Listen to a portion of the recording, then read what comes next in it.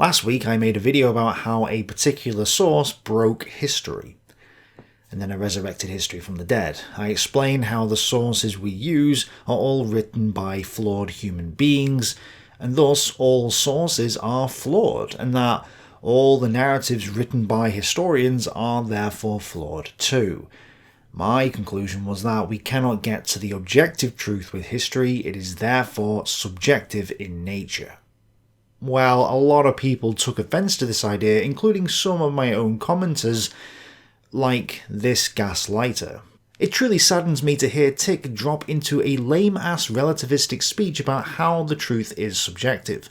I empathise with the guy, and I think he really needs a break. Maybe see a therapist and process some of the events that are going on in his personal life. Seriously, man, when faced with so many people and their demons, you really cannot be so full of holes. 3118, not exactly a picture of health.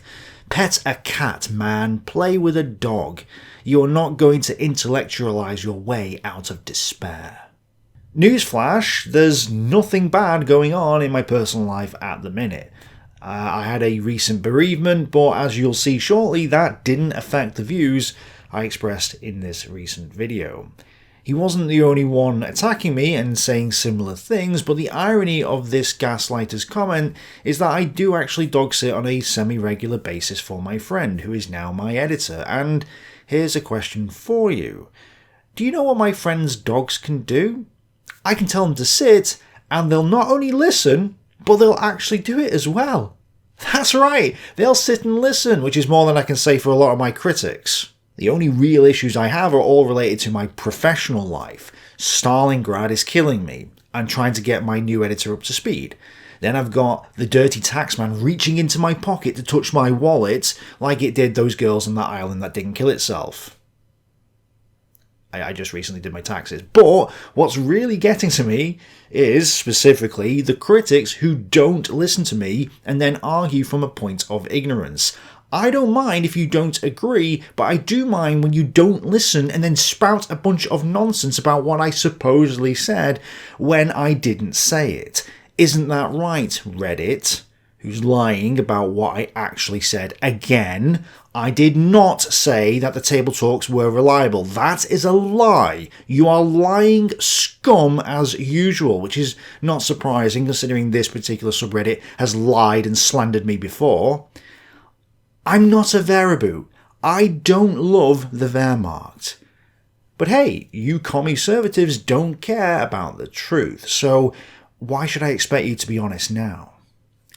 Anyway, not all my critics were as terrible as the ones I just presented here. People were concerned that I have suddenly become a postmodernist, or that I was wrong because there is an objective truth.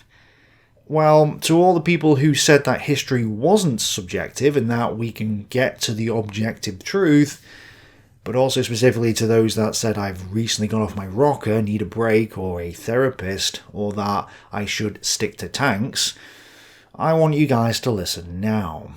In this recent video, I said the exact same thing that I said in my history theory video published in January 2019. It's also the same argument Richard Evans presents in the book In Defense of History, which I read a long time ago, way before the Hitler socialism thing, when I was still an anarcho-socialist, which is apparently when I went off the rails, and even before my original Market Garden video. In fact, at the end of the Market Garden video, I say, quote, "Of course, history does not stand still. Tomorrow, new evidence or a new theory could come along and sweep away the conclusions we make today. But until then, I'd like to hear who or what you guys think is ultimately responsible for the failure of Operation Market Garden. Do you agree with the conclusions of this documentary? Hopefully you don't, because that's what's great about history. It's not just about facts and figures, it's about arguing. And we all like a good moan." I said that in my very first history documentary, the first Battlestorm ever. And I didn't say it for no reason. It's not yet the phrase "history lies in the heart of the debate," because that particular sentence would only come later. But it outlines the exact same principle.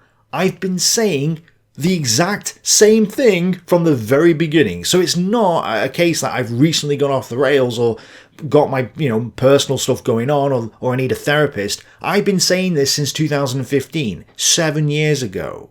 I'm also not a postmodernist. I'm not arguing for postmodernism.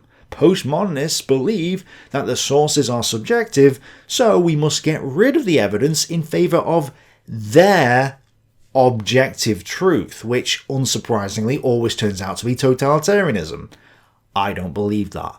I'm arguing against the postmodernist argument presented by Nilsson and the idiots in the thread on Reddit, where people were saying that we not only need to get rid of the table talks, as they said Nilsson argued, but that we also need to get rid of Mein Kampf as a source. I kid you not. These are the people who want to deny and rewrite history, which I've been warning about in numerous videos now. I am defending history and the history of the Holocaust from these denialists. But apparently it's me who needs to get therapy.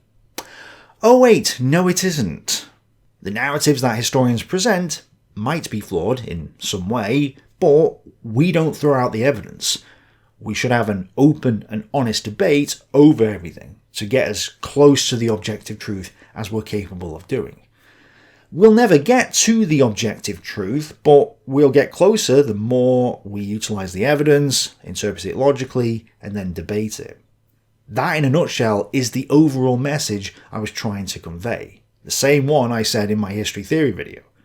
The only new things I added was the word praxeology, the study of human action, which is exactly what we're doing, and the idea that without a free market of ideas, all we're left with is propaganda. Other than those two additions, and they're not really additions, they're more like clarifications, my views are exactly the same as they were in 2015. So, for all of you who didn't agree with me, my history theory video is the video you need to watch. It's 48 minutes, and some people said it was the best video I've ever done up to that point, but either way, it will set you straight. And the bottom line is, I've not recently gone off my rocker. I don't need therapy. I don't need to play with a dog. What I actually need is for my ardent critics to start listening to what I'm actually saying. And I know it's hard, especially for people who live on Reddit and don't believe in work. And I have no sympathy. So I'd say if you're struggling to listen to me, maybe you should get a therapist, which you can't afford because you don't believe in earning your capital. So I guess you'll have to embrace your inner Play-Doh and steal it from me. And on that bombshell, thanks for watching, bye for now.